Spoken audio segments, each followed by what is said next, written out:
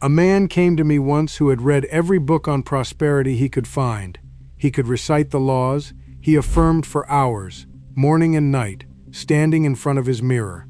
And he was still broke, and more than broke, he was bitter, because he had done everything right, everything the books told him, and life had not paid him back. I asked him one question. I asked him how it felt, in his body, when he spoke his affirmations for wealth. He stopped. His face changed, because he already knew the answer before he said it out loud. It felt, he said quietly, like begging, like a poor man asking through a locked door, hoping someone on the other side might hear, and there it was. The whole reason 2,000 years of this teaching had passed him by, sitting right there on his own face. He had the words of a rich man and the feeling of a poor one, and I will tell you now what I told him then, because it is the oldest rule there is, and once you truly have it, you cannot lose it again. The feeling always wins. Not the words, not the wanting, not the affirmations you repeat while some quiet voice underneath them says, "No, not for you." The feeling, what you feel yourself to be, in the ordinary hours of the day, is what your life slowly, faithfully arranges itself to match. And I want to show you tonight exactly how to change that feeling on purpose, before the money arrives, because that is the whole of the rule, and there is one moment in it that almost everyone skips, and skipping it is why they stay stuck. Stay with me, even if you have tried affirmations and thrown them away in disgust, especially then, because you were never doing the thing that works, you were doing its shadow. Let me say plainly what this rule is, so you are not waiting for some trick at the end. There is a law older than every money book ever printed, older than 2,000 years, and it is this: you do not attract what you want. You attract what you already feel yourself to be.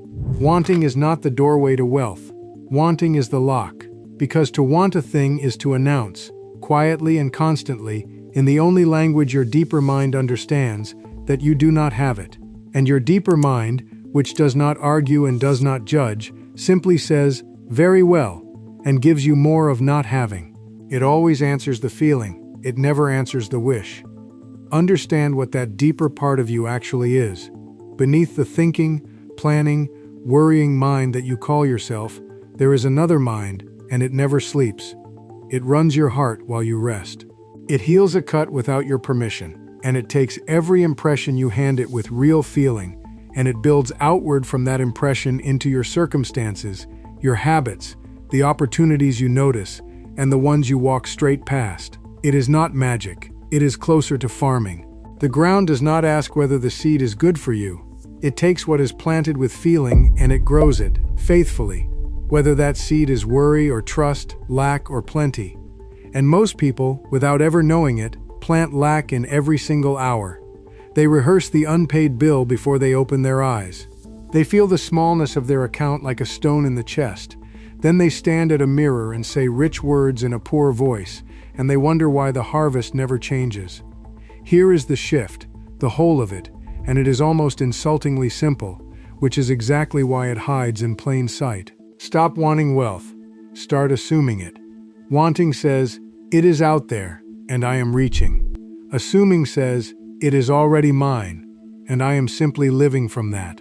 The person who has money does not want money. He does not lie awake aching for it. He feels a quiet, settled ease around it, so ordinary he never even names it. That ease, that unremarkable sense of already having enough, is the exact feeling you must learn to wear before a single thing changes on the outside. Not excitement. Excitement is the feeling of gaining, and gaining still means you do not yet have. What you want is the calm of the already arrived. Now I can hear the honest objection, because every thinking person raises it. You will say, "But that is a lie. I would be feeling that I have money when I plainly do not. Isn't that just fooling myself?" No. And this is the hinge the whole thing turns on, so hear it well. Your feeling was never meant to be a report on the present. Your thinking mind keeps that report, and it should, honestly and soberly. No one is asking you to deny a bill or pretend a debt away. But your feeling has a different office entirely. It is not the record keeper of what is. It is the architect of what comes. When you feel what already is, you build more of what already is. When you feel what you intend to be, you build that instead. The farmer who feels the harvest while the field is still bare is not lying. He is living by the law of the seed. And you, feeling wealth while the account is still thin, are not lying either.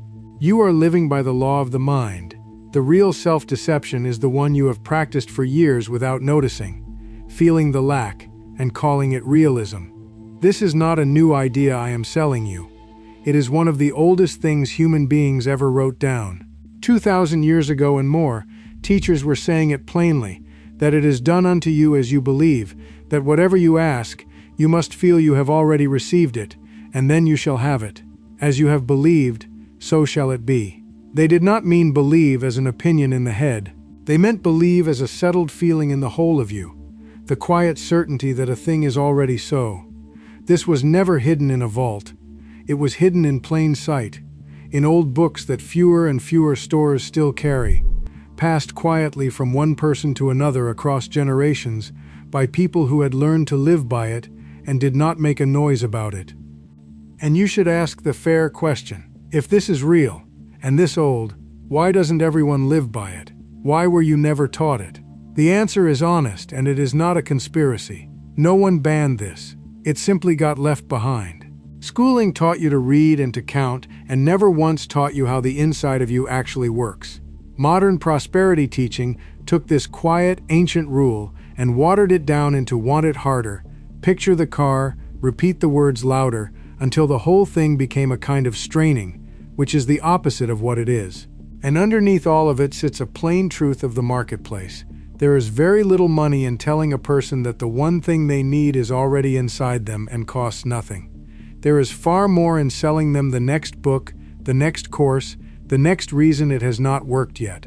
So the rule survived, but quietly, in the corners, the way the most useful things often do. If something has landed for you already, even one line, take a moment and write it in the comments below. Someone else may read your words and recognize the very same thing in themselves, and that is worth more than you know.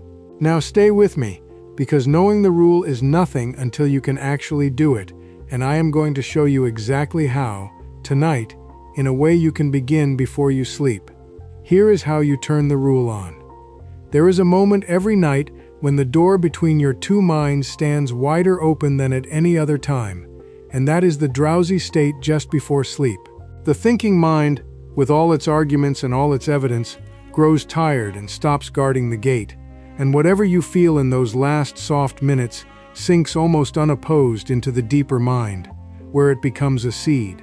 Most people spend that golden hour rehearsing the day's worries, planting fear in the most fertile soil they own. You are going to do the opposite, on purpose. As you lie there and the body grows heavy, do not repeat rich words. Instead, choose one small, ordinary scene that could only be true if you already had what you want. Not a mansion, not a mountain of cash. Something quiet and believable. You are paying a bill without the smallest tightening in your chest. You are looking at your account and setting it down again. Calm, almost bored, because there is enough. A friend says, "I'm so glad things worked out for you," and you feel the warmth of it. Choose one such scene, keep it small, and enter it. See what you would see and let the feeling rise on its own, the feeling of it being already quietly done. Stay in that feeling until sleep takes you, and let sleep seal it. Do this every night and understand what you are doing. You are handing the same impression to your deeper mind again and again, until it stops being a wish you visit and becomes a fact you carry. Through the day, hold the rule in a lighter way. Whenever the old feeling of lack rises, and it will rise, do not fight it, because fighting it feeds it. Simply notice it. Name it quietly. That is the old poor feeling, the one I am no longer living from, and gently return to the settled ease of already having enough. You are not trying to force a grand emotion. You are trying to make the new feeling so ordinary that it becomes your resting state, because what you rest in is what you become. And do not go digging for results. Do not check your circumstances every hour to see if it is working yet, because checking is itself the feeling of not yet, planted over and over. Plant the seed, and then let the ground do its quiet work. the way you would trust a letter you dropped in the box rather than tearing open the mailbox all day. There is one more thing you must know, because it is the exact place people give up, and I do not want you to be one of them. When you begin to live from the feeling of already having, a strange thing happens first. Your old mind fights back. It will say, "Look at your account. Who do you think you are? This is foolish." Do not argue with that voice, and do not try to silence it, because a voice you argue with only grows louder. Just let it speak, and quietly return to your settled ease anyway. That voice is not the truth. It is only the old feeling, defending the only home it has ever known, which is you. Every time you return to the calm of already having, without fighting, without forcing, you weaken its claim on you a little more. And one day you will notice it has simply gone quiet, not because you beat it, but because you stopped answering it, and a voice that no one answers eventually stops speaking. That is the moment the new feeling becomes your own, and from there the rule needs no effort at all. It runs by itself, the way lack once ran by itself, only now it is building instead of tearing down.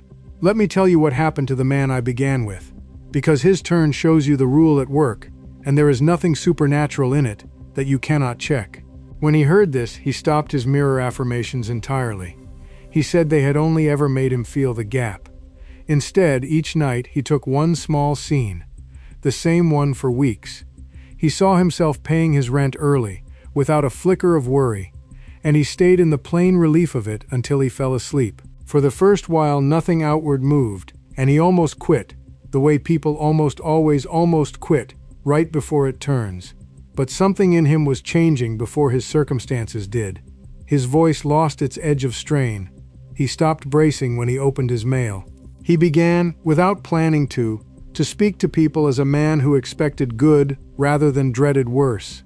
And within a couple of months, the outer world answered the way it answers everyone who makes this shift, not with a miracle from the sky, but through ordinary doors. An old client he had written off called him back. A piece of work he would once have talked himself out of came to him because he no longer carried the smell of desperation into the room. Money moved, quietly, along perfectly explainable paths, and every single link in that chain could be reasoned out afterward. What could not be reasoned out was why the whole chain formed in exactly the weeks he stopped feeling poor and started feeling settled. He called it luck. I called it the oldest rule there is, doing what it has always done. So let me leave you with the heart of it, plainly. You were taught to chase, and chasing is the feeling of not having, and the world gives you back exactly what you feel. There is nothing wrong with you, and there never was. You were simply handed the words of wealth and never shown the feeling beneath them, and the feeling is the whole thing. If you are the kind of person who has always sensed that the most useful truths get quietly set aside while the noisy, expensive ones get sold, then you already understand what happened here.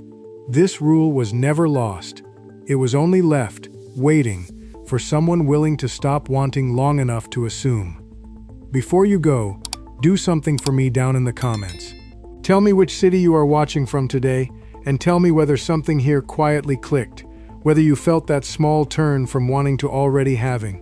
And read a few of the other comments while you are there, because you will find people in them who sound exactly like you did an hour ago, and it helps more than you would think to see it.